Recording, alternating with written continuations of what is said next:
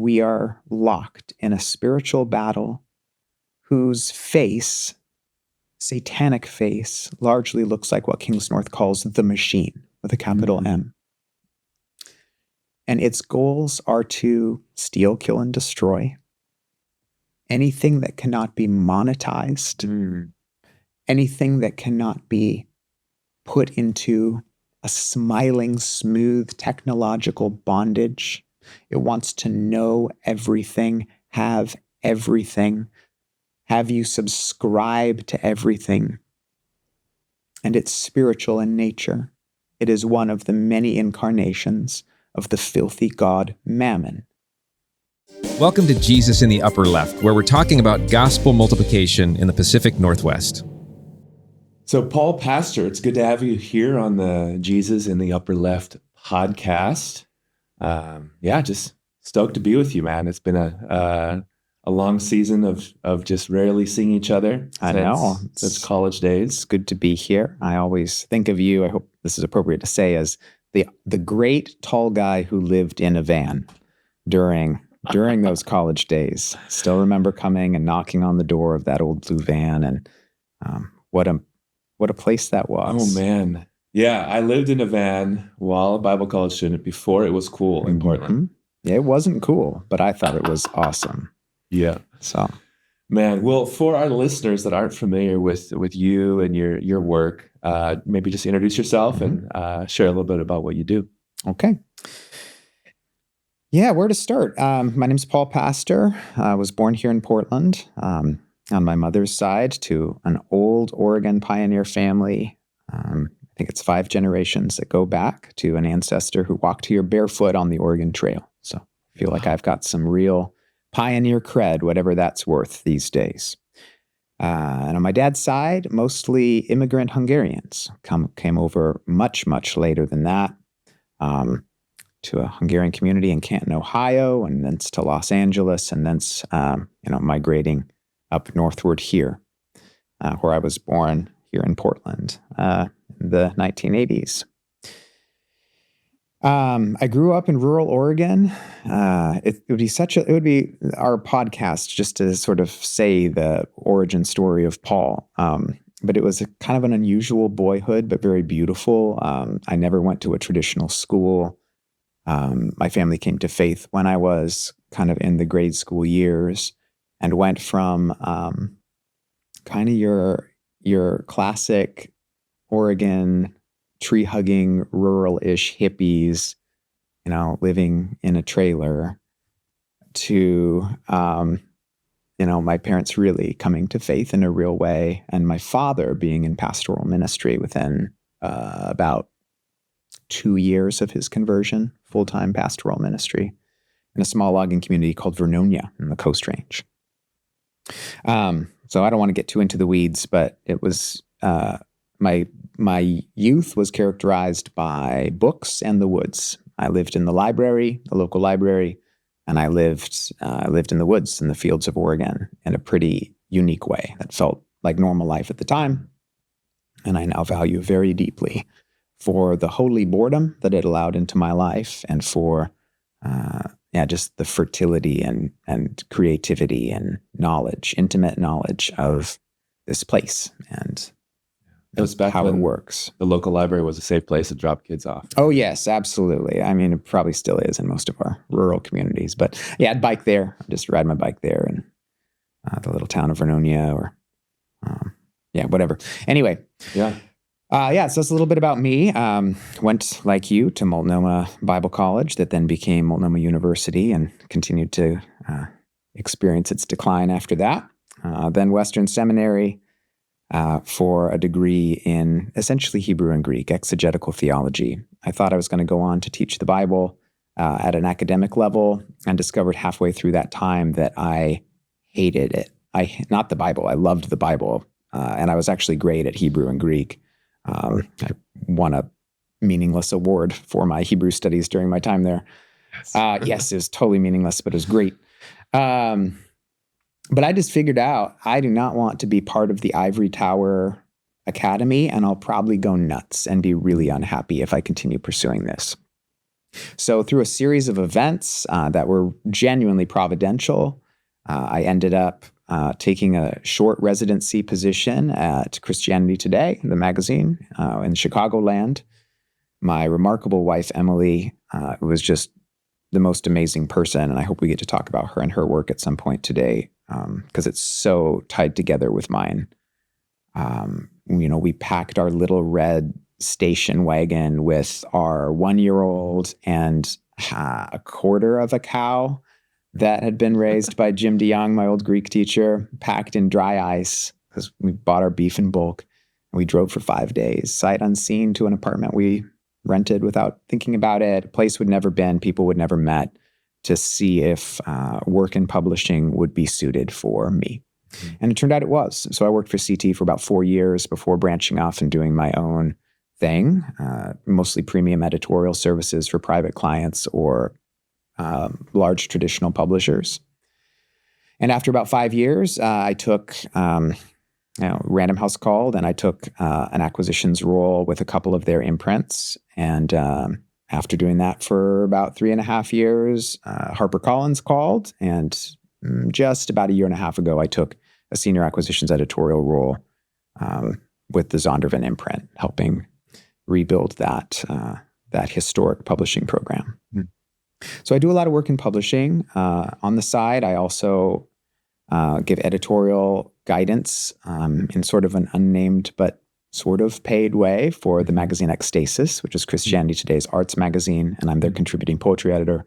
I'm editor-at-large for Outreach magazine, and then I'm a writer in my own right and mostly focus on essay, criticism, and poetry as a means of just doing my thing, man. Mm-hmm. So I resonate very deeply with a line that I think the Joker says from one of the Batman films, right? I'm just a dog chasing cars.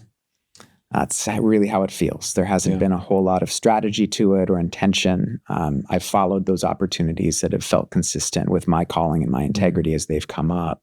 But it's genuinely just felt like, here's the next thing. Yeah. Here we go.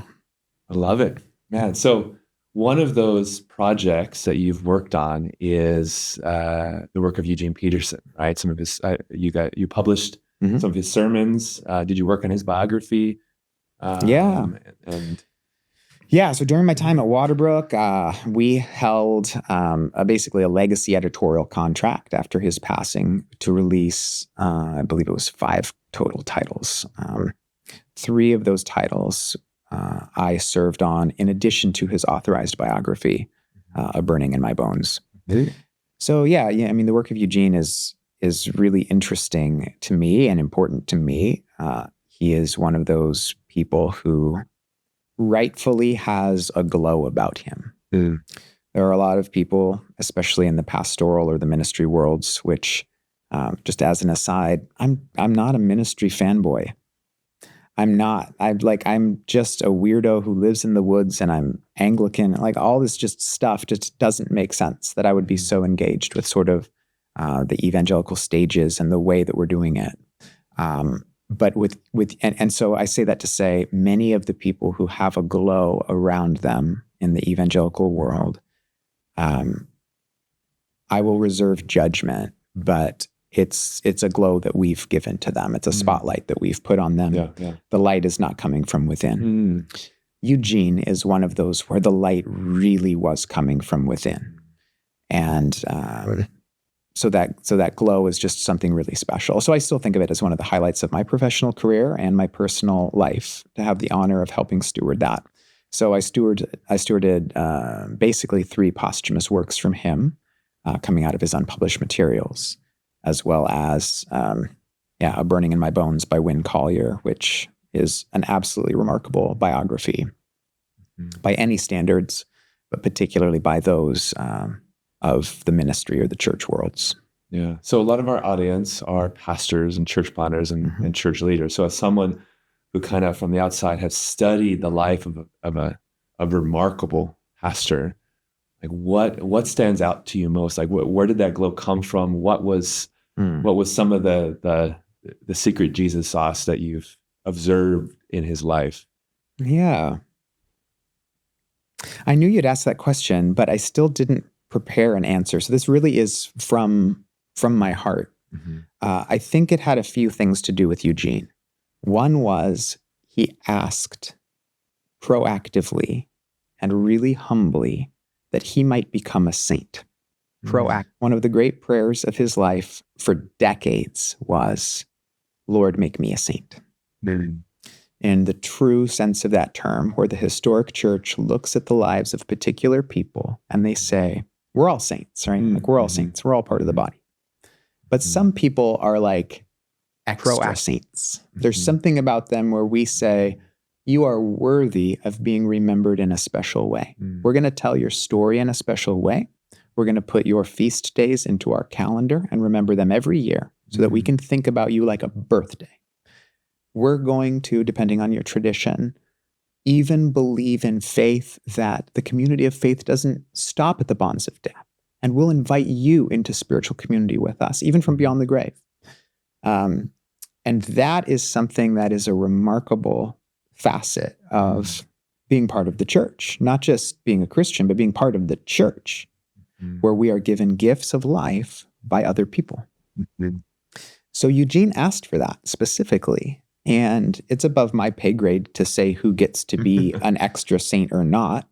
But if that glow and that meaning is part of it, then I would say, I think his prayer was answered, or at least that it was mostly answered, because he had light coming from the inside. So I think that's part of it. For him, he would have told you that a big part of it was Montana and Flathead Lake, Montana. I've had the honor of staying in that place, and he lived in a very special place. The connection with the water and with the birds and with the land there was real. Some dear friends and I recently went and we did, a long backpacking trip in Glacier National Park. And out of the kindness of their heart, the Peterson boys allowed us to stay for a couple nights in Eugene and Jen's house there on Flathead Lake. And at one point we went into town, Kalispell, and there in Kalispell, there's like an outdoor shop. And we were in there getting some supplies that we needed before we were going to head up to Glacier. And the owner of the shop remembered the Petersons. They both passed, but they were there, and they had been such engaged people in their place in ways that you'll never see or hear about outside of that little town. But they belonged to a people and they belonged to a place. And I think that was deeply meaningful. One last thing about Eugene. I know I'm kind of droning on here, so I'll try to protect our time. But that's this. So Eugene, planted a church in Bel Air, Maryland, right? Christ the King Presbyterian. And so everything that followed after, he began writing, and that's where the message was born, and all the different gifts that the world sort of sees was deeply rooted in the particularity of a church that really wasn't that huge of a deal. I don't have the numbers in front of me, but it's 200 or 300 people in Bel Air, Maryland. We're not talking change the world church to all appearances. And for one of the projects that I did for the estate, we have these materials, access to these unpublished materials. And one of the things that was sort of sitting on my desk were all of the newsletters that he sent out to this little community. These weren't published online. This is, from basically it was mostly the 70s and the 80s that these came from. And I began to see in these newsletters, among the, we're having a sale on pecans, or there's going to be a Halloween party, or whatever these little like church announcements. He would take these moments where he would craft these pithy responses to a sermon or reflections on something he had been thinking about or reading. And he would use this little private encyclical newsletter, basically, as a means of pastoring his people. And so rich and meaningful and well-crafted were those little notes in a freaking newsletter that I was able to review basically a couple decades of those and pull out jewel after jewel after jewel, present them largely without comment as a book called On Living Well, like basically collected pastoral wisdom. And where did it come from? It came from a newsletter. Mm-hmm. But here's this guy who, and this was before his success. He was writing at this point, but it hadn't taken off. His books were selling hundreds to low thousands if he was lucky, right? Mm-hmm. The message wasn't yet a gleam in his translator's eye. Mm-hmm. And he was being faithful in that way. Mm-hmm. That's worthy of such profound honor. Yeah, that's beautiful. And not everybody is going to have that story where you then have the piece where, the editor at, Penguin Random House is poring over your words to pull something out. But you don't know how your work, if it's done well and carefully, even if it feels like it's forgotten and tucked into a literal box that goes in your literal basement, you do not know how that's going to have a life in the world or in the life of other people. Mm-hmm. So that integrity and that glow that, it was in Eugene meant that he would bring his best skill and his best talent even to a newsletter, and turn that from something that was bare or functional or sort of looked down upon as a chore into something that was a gift. I feel like how the culture pushes us to treat pastoral ministry is that, right, its meaningfulness comes in the quote unquote impact and the numbers and getting noticed and getting that spotlight. And so to hear, that God can choose to lift up, right, a humble newsletter and that was written from a heart of love for just a few people, and then see it impact. There was life in it. There was power in it, and you can't fake that. Yeah, right. Beautiful. Okay, so for quick book recommendation for someone who's maybe in the ministry and knows the message, but hasn't been exposed to any of other Peterson's work, where would you have them go first? Yeah, I mean, in many ways, I think the message is the weakest thing that he's done, or it's going to be the most dated, even though it has had certainly the most influence. That's really hard to say. I would recommend to your attention Working the Angles, Run with the Horses, and Subversive Spirituality. Just go read the copy on those books and see if one of them speaks to you. Okay. Probably Working the Angles. Yeah. Okay. Awesome. So let's chat a little bit about poetry. Okay. Now, I picked up a copy of your book, and this is almost embarrassing. The pronunciation of the title. Is it Bower? Bauer. It is Lodge. Bower. Okay, so I thought Bower Lodge. That's right. My first book of poetry. And it sat by my on the nightstand for several months, and I would slowly work through one before going to sleep, and found it edifying and perplexing all at the same time. Good. As I tried to the cookies are on the top shelf on this one, and stretched my vocabulary and my kind of creativity to try to find some of the different elements of truth and beauty that you fit in there. And so, but I want to connect that to pastoral ministry, and this is something that was impactful for me early on. There's a book that John Piper wrote.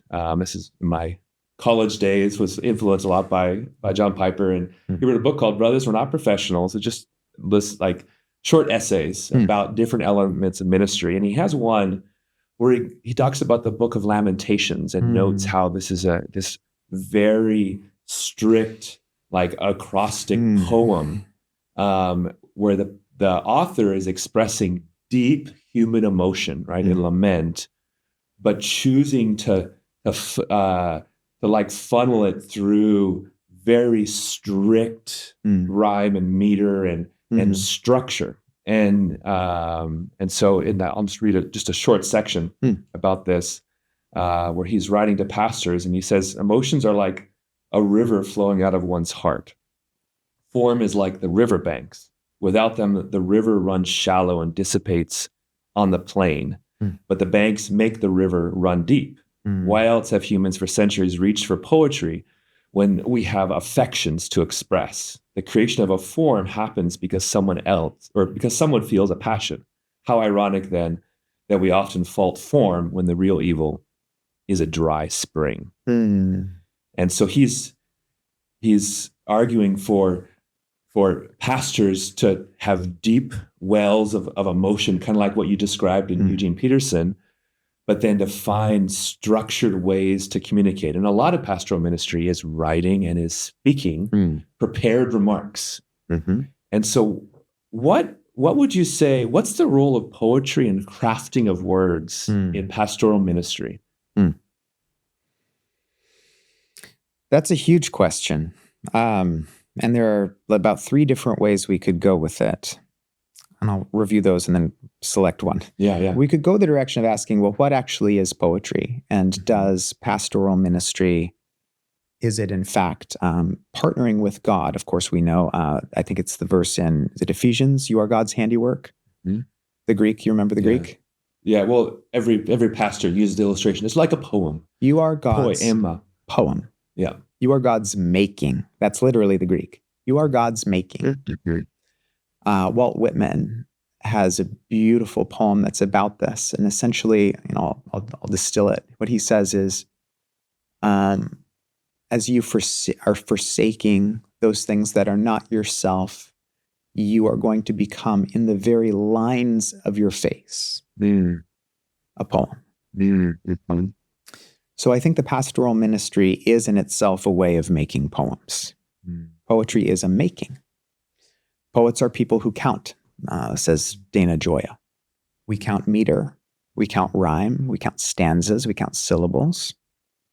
Even the Hebrew poets who did not rhyme their words like we do in English typically, they would rhyme their thoughts. So it's a really meaningful question. We could talk about, what is poetry? But let's focus for a moment on the idea of form.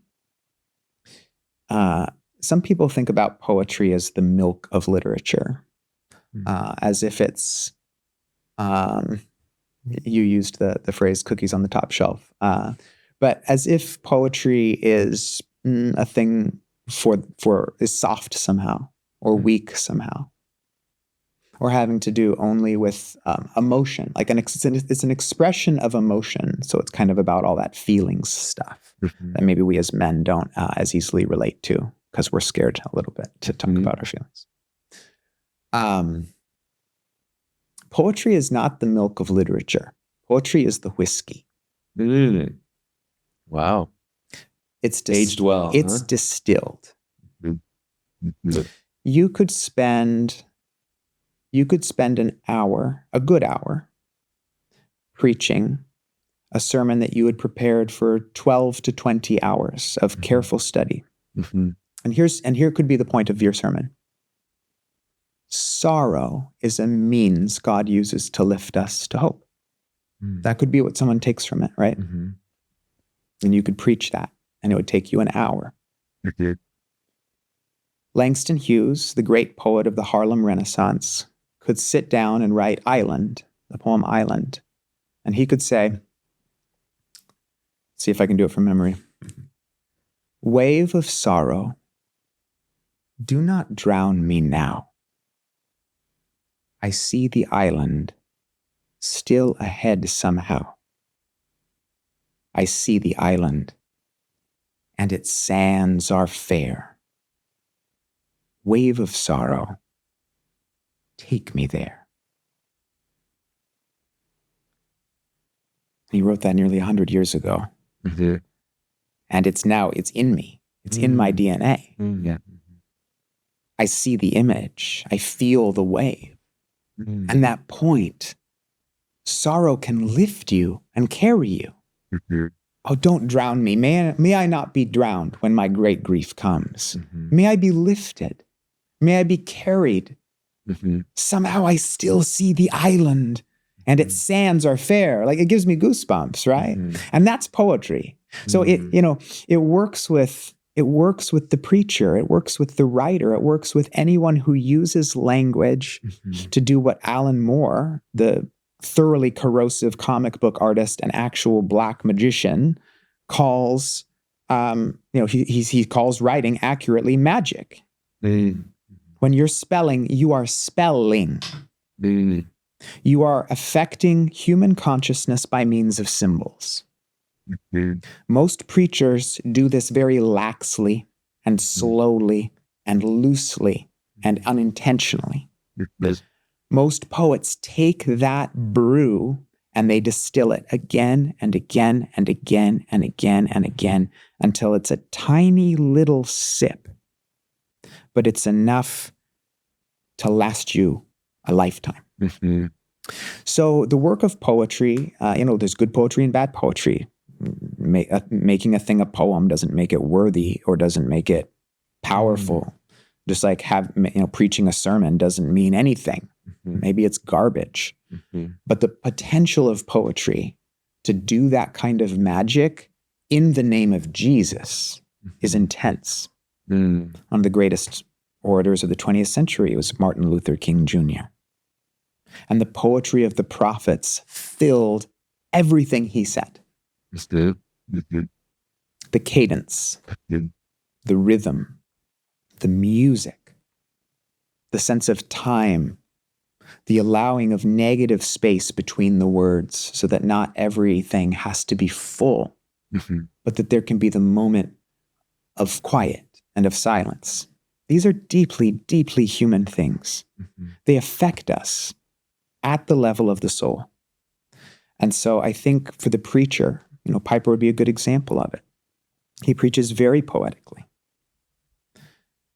For the preacher, finding ways to say more by saying less is the work of the lifetime and a work of mastery. That usually will come accompanied by form, in the same way that putting your thumb over the end of a garden hose will cause that stream to come out. Same amount of water, but it's coming out in a focused way. It's the same with thought and with wisdom, and it's the same with our words.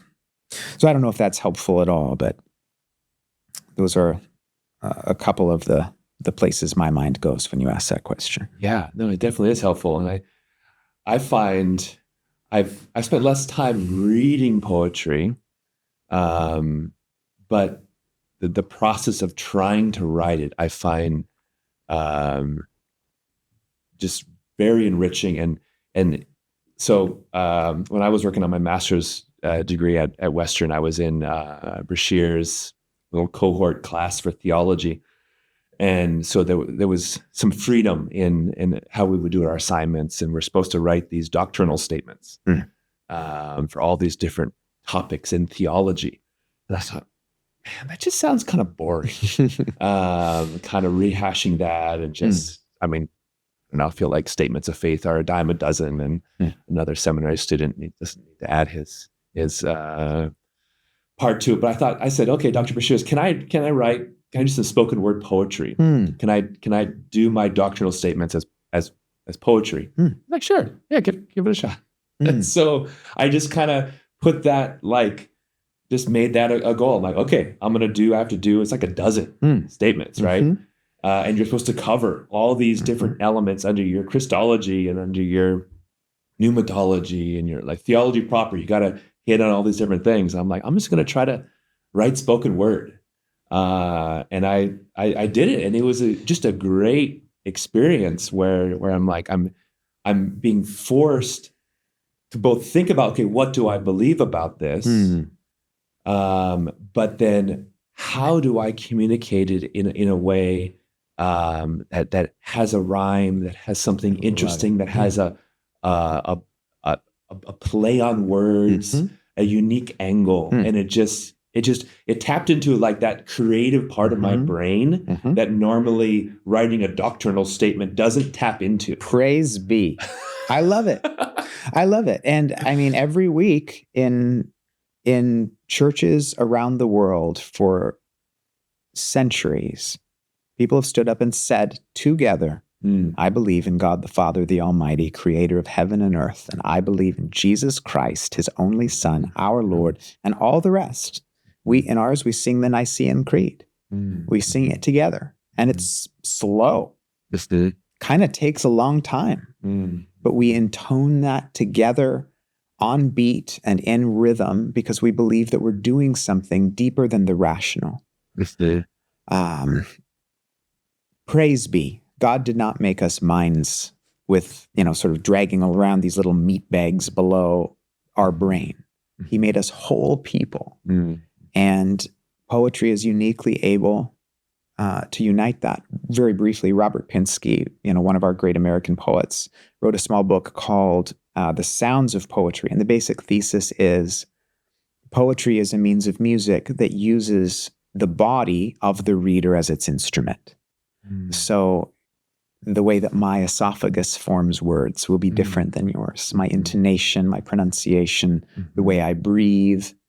And I become an instrument played by the poet when I read poetry intended to be read orally out loud. Yeah. Wow. How beautiful that is, and how human. And that's what the Psalms are. And that's what the prophets are. That's what Lamentations is. That's a book that is meant to be screamed and mourned. Yeah. There. Right. Anyway. So what advice would you give to the pastor, just the person listening that feels like, oh, I want a little of that. I want to try that.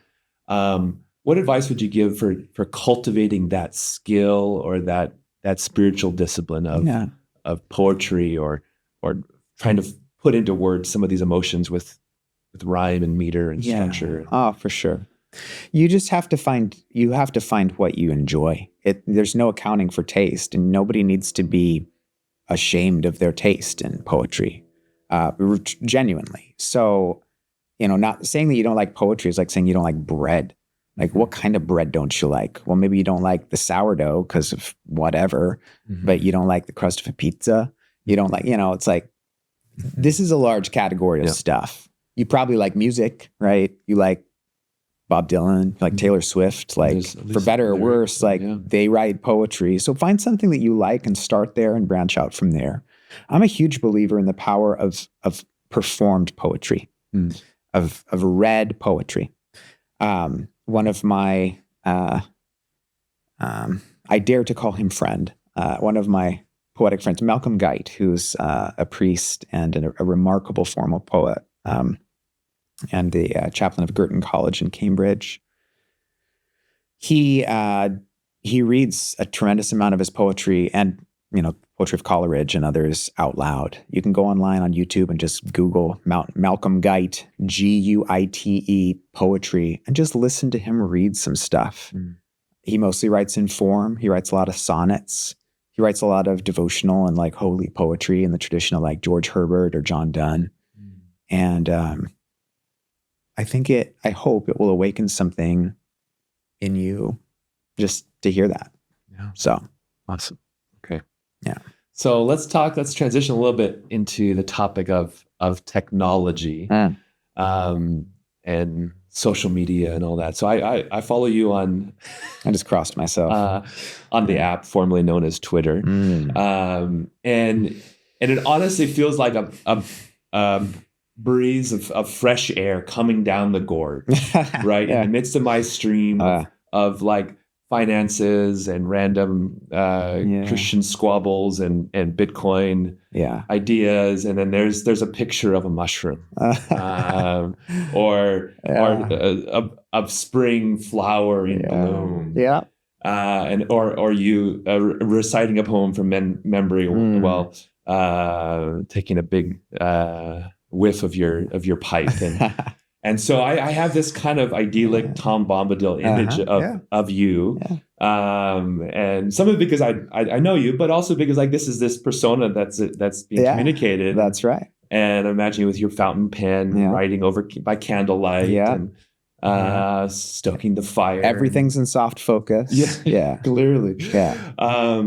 So all that to say, right? So you've left the city. You've made some decisions, removing yourself from access and some of the busyness of modern life, and made some of those decisions to get yourself closer to creation, and you spend time there. Like, talk about that a little bit. Like, what made you and Emily say, "Hey, this is how we want to structure our life and our family"?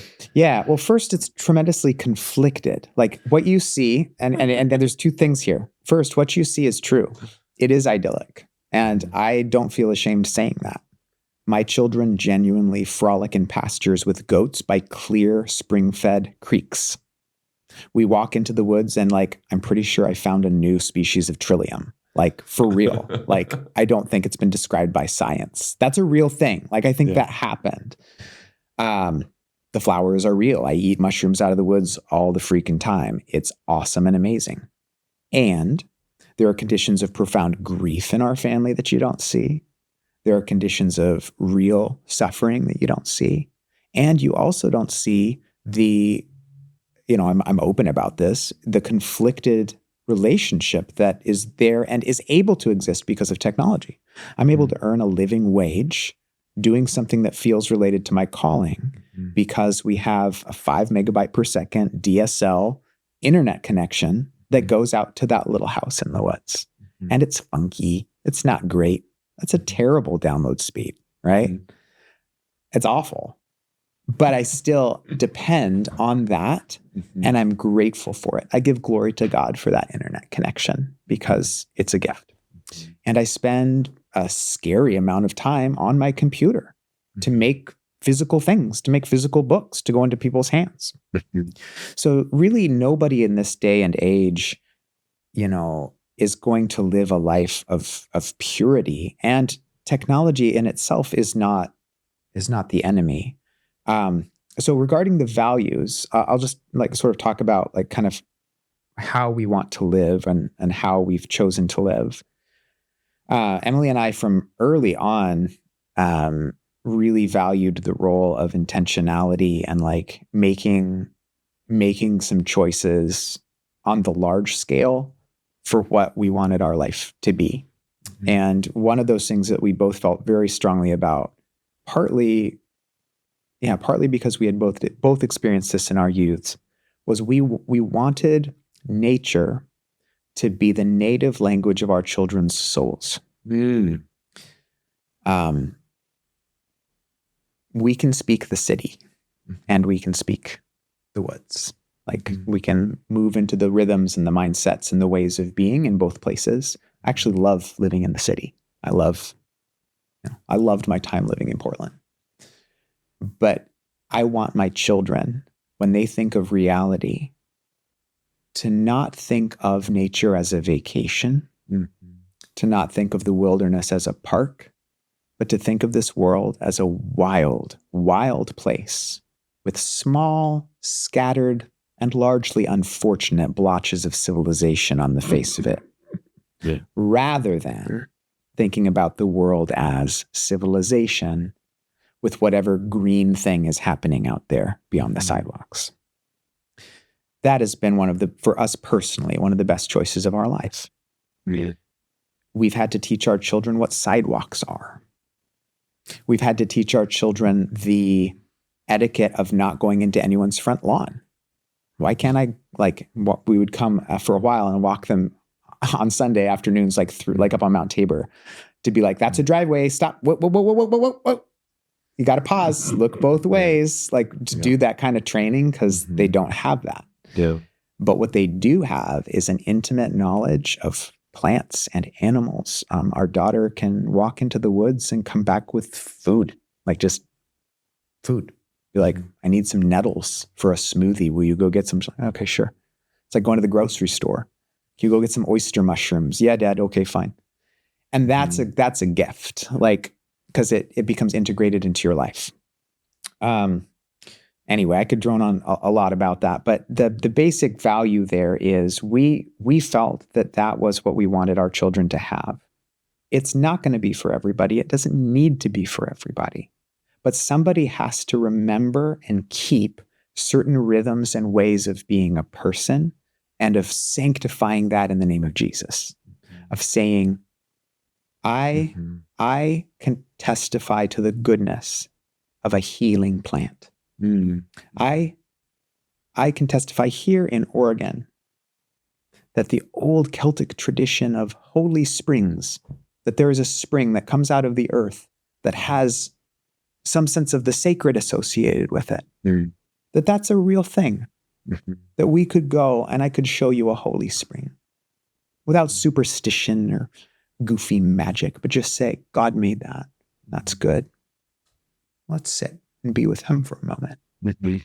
Those things need to be kept alive and preserved because I really think that the writer Paul Kingsnorth is correct, and that we are locked in a spiritual battle whose face, satanic face, largely looks like what Kingsnorth calls the machine with a capital M. And its goals are to steal, kill, and destroy anything that cannot be monetized, anything that cannot be put into a smiling, smooth technological bondage. It wants to know everything, have everything, have you subscribe to everything. And it's spiritual in nature. It is one of the many incarnations of the filthy god Mammon. And the people of Christ have a responsibility to try and find alternative ways of living, not just in the next life. Although I say with the Creed and with the Apostle John, come quickly, Lord Jesus. We await your coming in glory. Like, bring it on.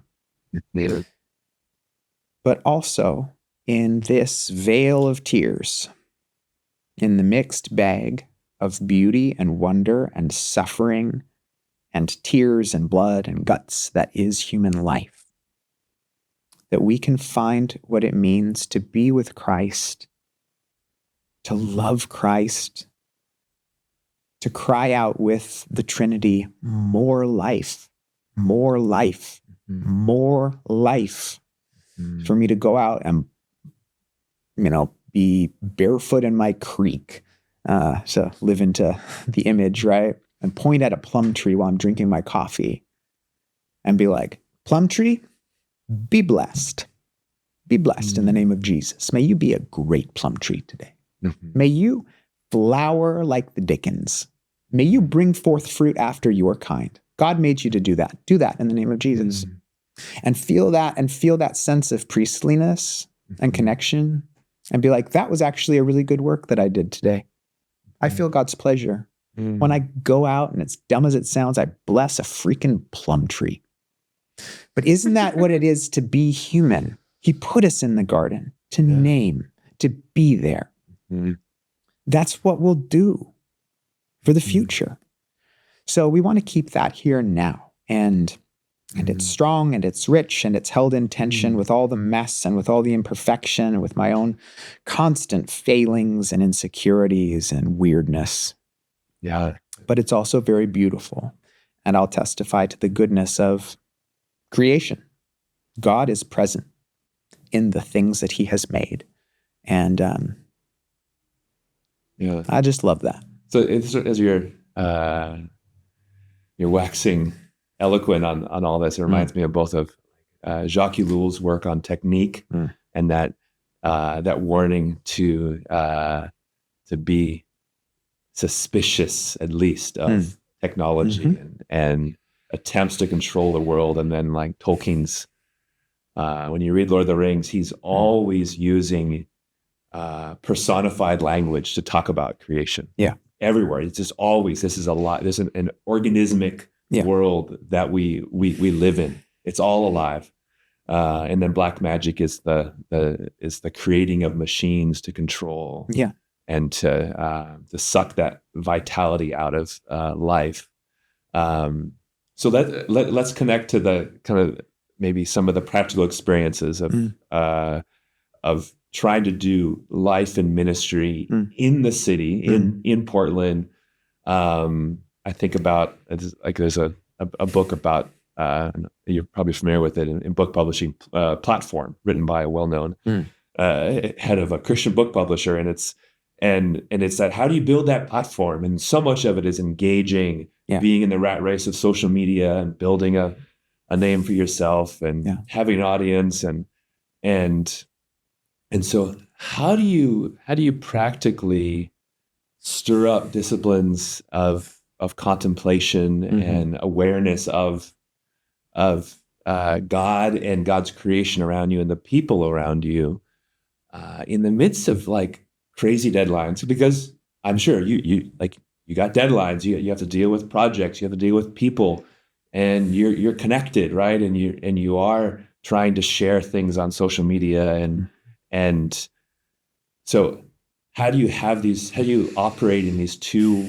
worlds of a chimera? Like how do you find that a home there without getting torn asunder, or without just going full on into I'm just my attention is entirely monetized, and I contribute to the noise, and I get compensated to do so. Yeah. It's a little bit like driving by Braille. I had a friend in college. Hi, Josh. You're probably going to watch this, Josh. And Josh would do this thing. We'd drive down to Cannon Beach, and sometimes he'd just like look over and be like, smile at me. I'm like, no. And he'd be like, I'm going to do it, Paul. I'm like, no. And what he'd do would be on a straightaway, and he'd just close his eyes, Joshua. Close his eyes.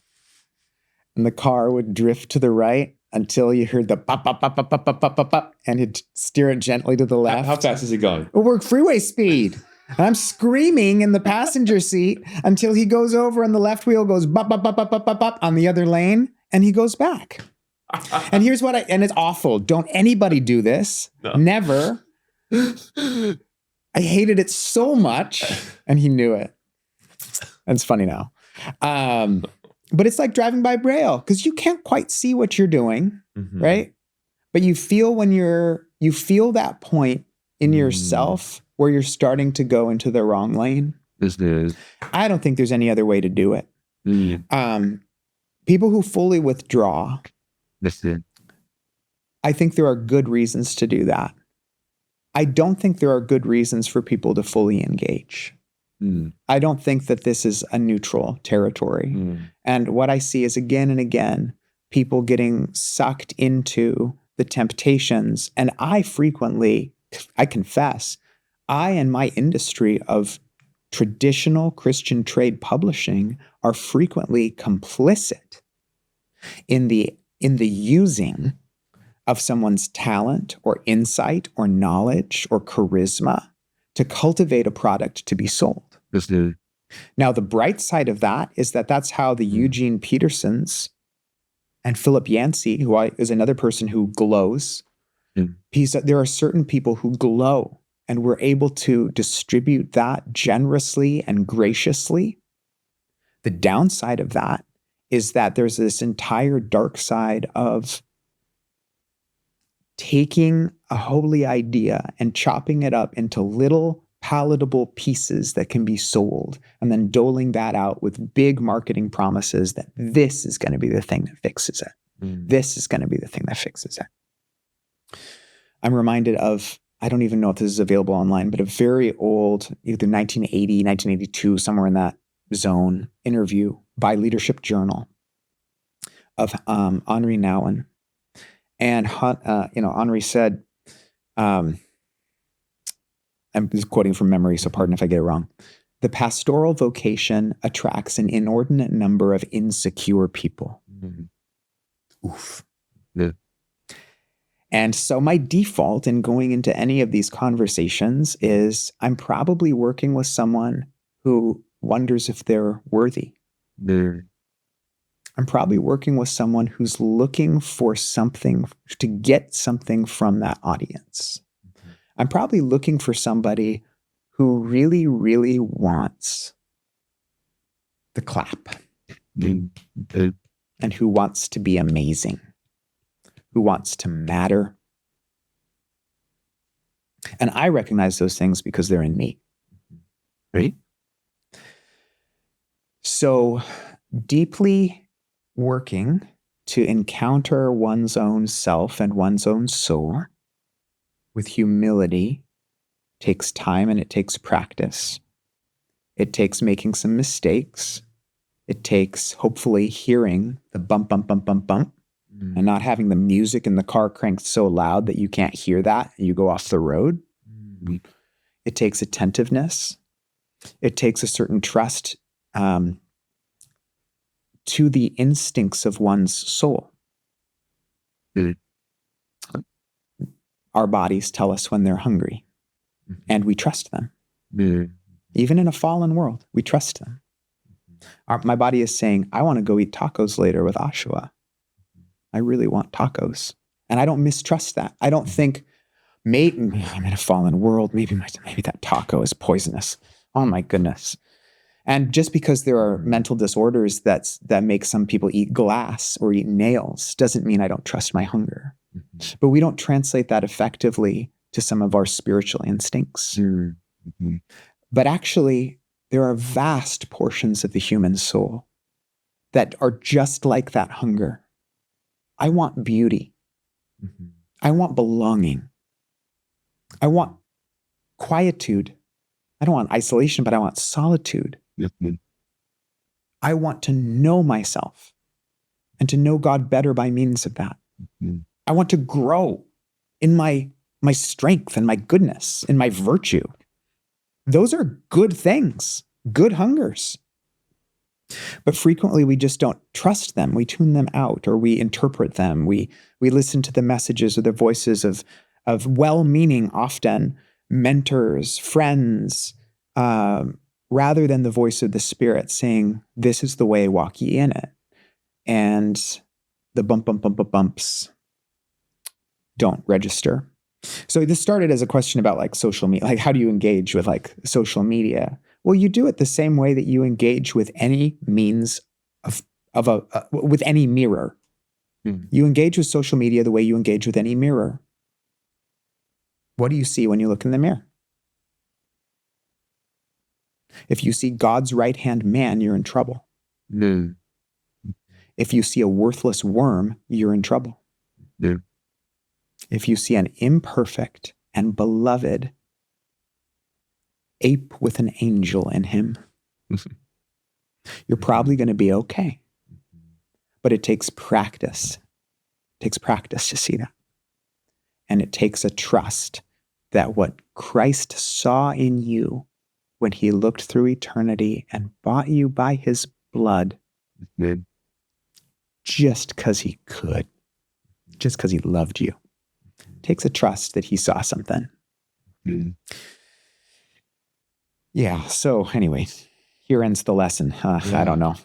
I feel like that issue of attention is really significant, because the whole monetization model, right, for these devices is your attention. Yeah. Your attention is what's for the sale. Yeah.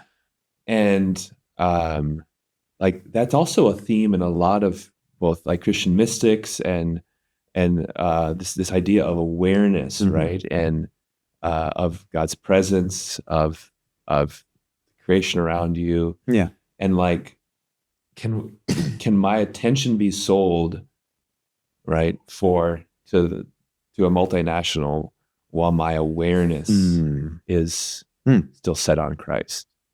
Like, yeah, that's complex, isn't it?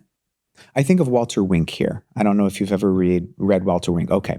He was a very liberal theologian in the late 20th century, and he wrote a very influential work on the principalities and powers it's called the Powers Trilogy. It's naming the powers, or unmasking the powers, naming the powers, engaging the powers. And he basically, like, he's actually excellent. You need to read him like anyone with a good salt shaker nearby. But Wink's whole premise was basically all of the spiritual beings exist, all the principalities and powers, and they're actually engaging with us constantly, as they always have, by means of human realities. Some of those realities are very, very large, like erotic love, right? The goddess of erotic love, traditionally known as Venus, right? There's a reality there that can be engaged with personally without getting too weird. Our Creator made realities of power and home and love and conflict, the gods with little g's, to be at work in our world. And they want to enslave humanity and put us into bondage just through attention, which we would call worship. Yeah. So for the newly married couple celebrating the consummation of their love, the reality that the pagans might term Venus has great gifts for them. A specific means of human love that has boundaries, right? Erotic love is different than any other type of love, and that is kept by someone. It's guarded by someone. And she doesn't really care if it's that newlywed couple or if it's the man cheating with a mistress, or if it's just fill in whatever blank it is. All she wants is the attention to that thing, that reality. We're getting kind of esoteric there. I don't want to get off track. But the basic thing is, you are in the presence of a dark power, a fallen power, a good reality that has been turned against the way of Christ by the presence of bondage. Human freedom is the way of Jesus. Bondage is the way of Satan. He is here to steal, kill, and destroy. And so if the outcome of your engagement with whatever you want to call her, Venus or whatever, if the outcome of that is bondage, you are an idolater. Yeah. You are worshiping an idol and need to repent.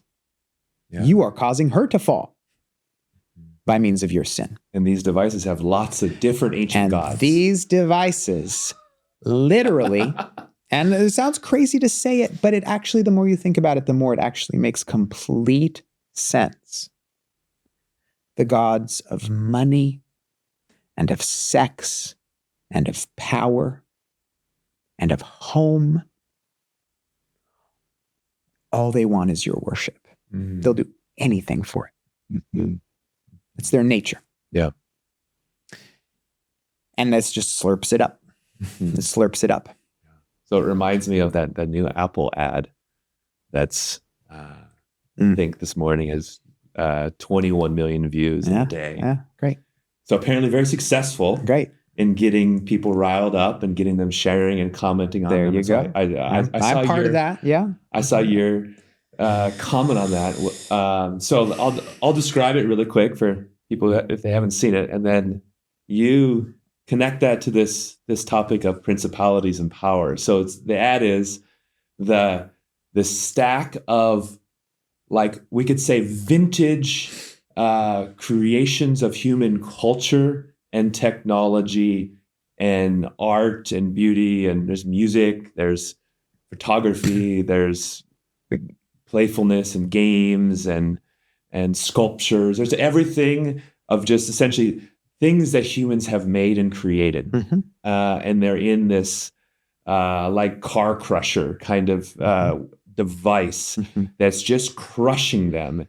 And you're just watching these things get destroyed. Yeah. And then it while it's playing, All I Need Is You, and this kind of this old kind of love song in the background, and then it crushes it.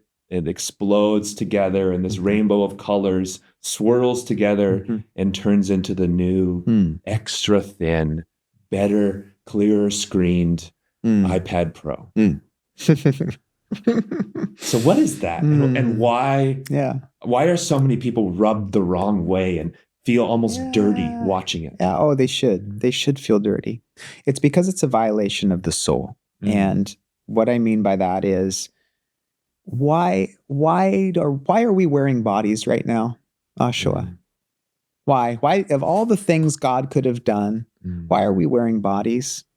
Throughout Christian history and human history, there's been two constant polarities trying to make that problem easier.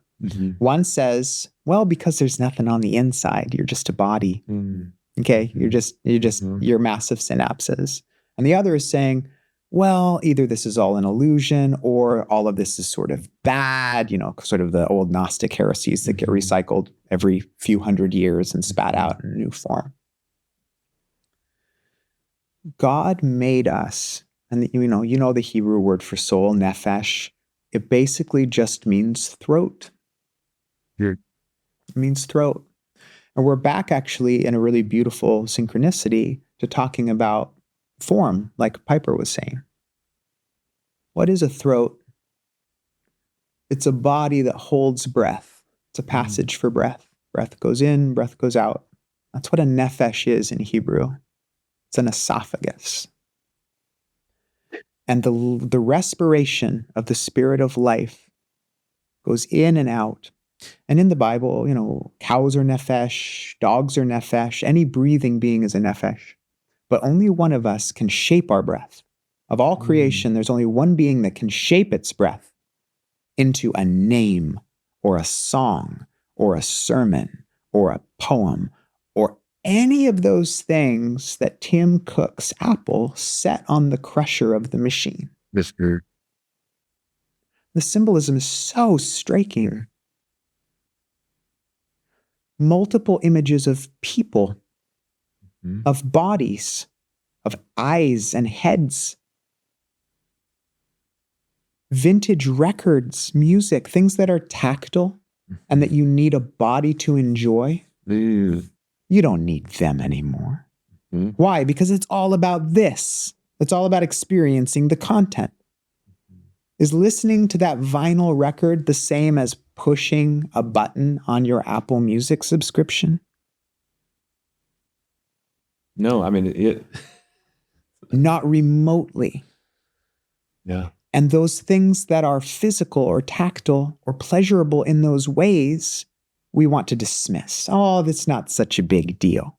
When actually, that's the whole point. We're nephesh. We are breathing beings. We are souls that are taking life into us and then naming out of that life, breathing in the very Spirit of God and breathing that out as song, as poem, as art. And you know who really hates that? Disincarnate evil intelligences. Which all of human history, this isn't me being a crazy Christian, all of human history, with the exception of modern materialists, say, would really love to come into the world to steal, kill, and destroy. It's demonic. Yeah. In the truest sense of the word and most literal sense of the word, it's demonic. So anyway, maybe I'm just a curmudgeon throwing a fit. I don't know. Well, I think it in a visceral way let people see what the digitization of everything has done, and it's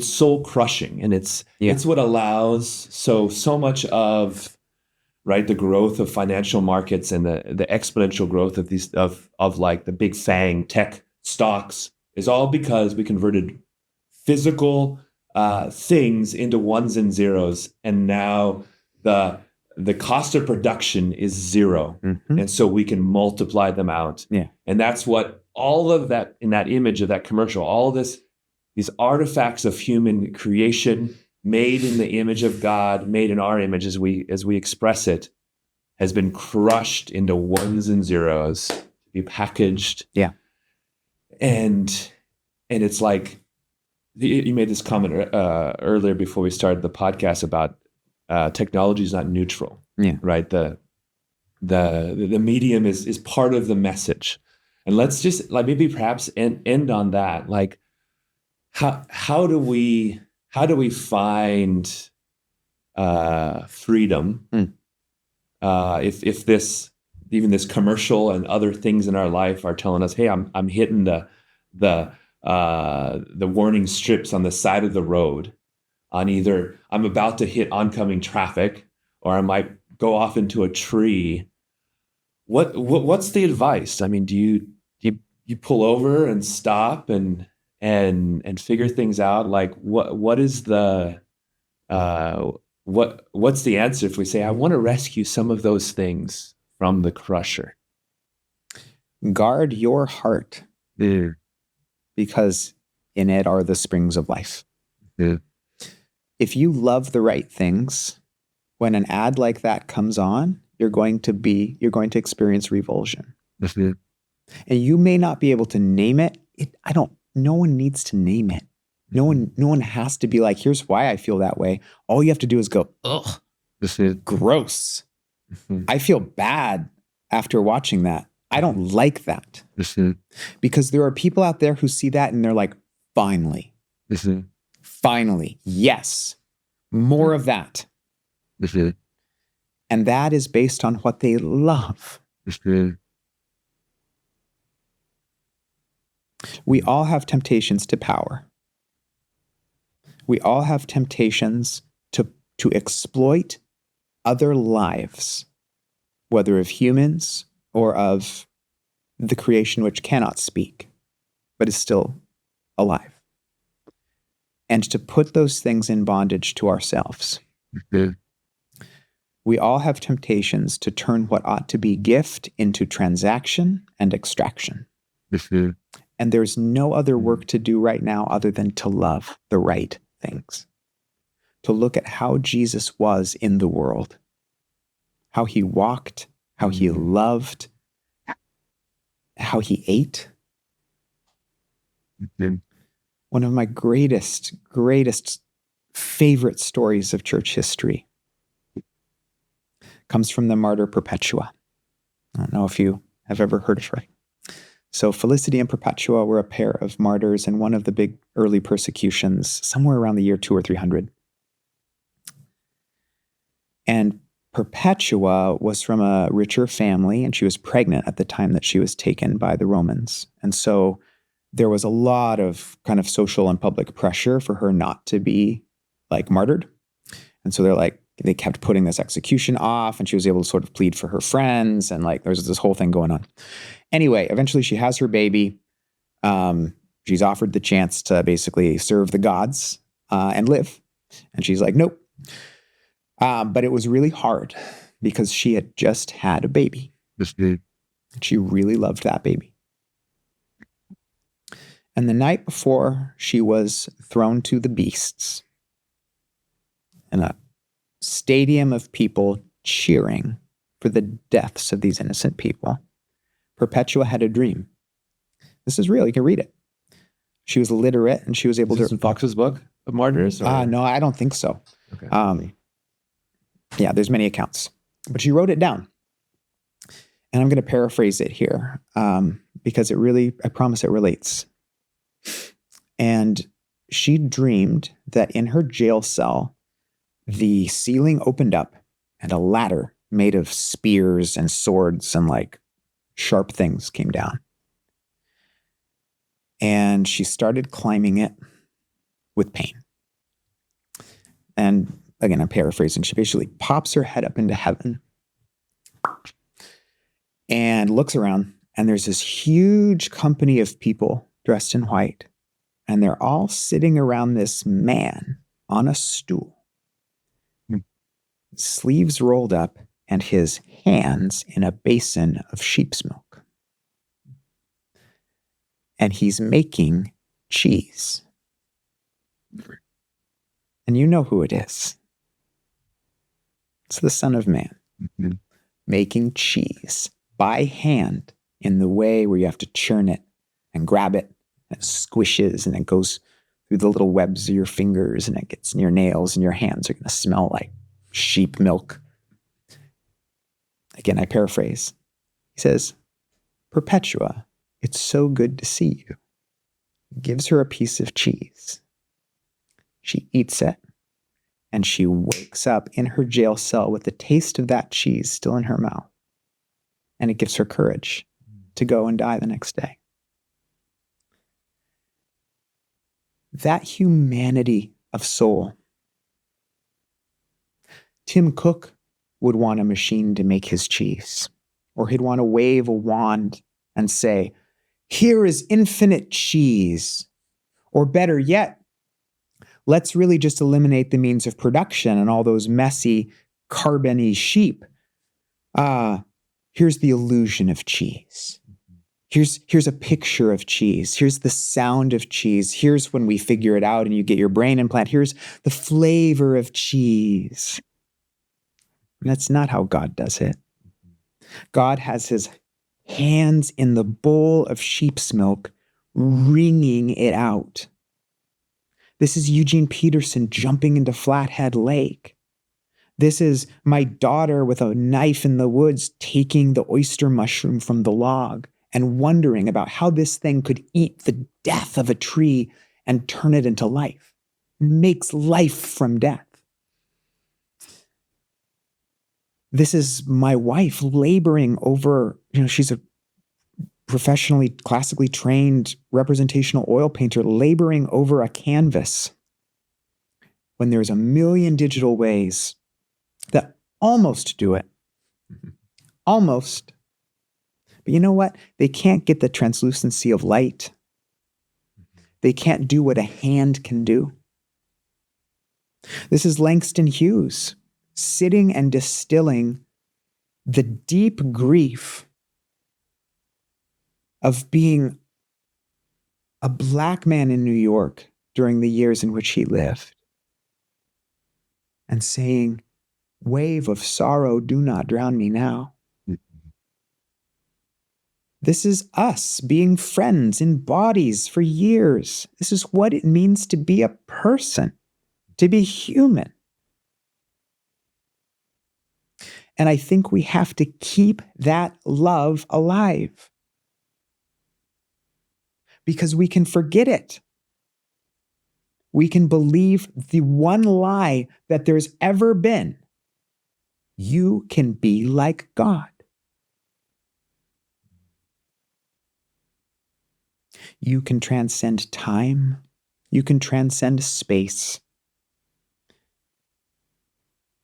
No, we serve beauty with a capital B, and we serve reality with a capital R. And those things are made by the word of God, who is Christ Jesus, and who speaks us into existence as his poema, as his handiwork. So these are deep mysteries.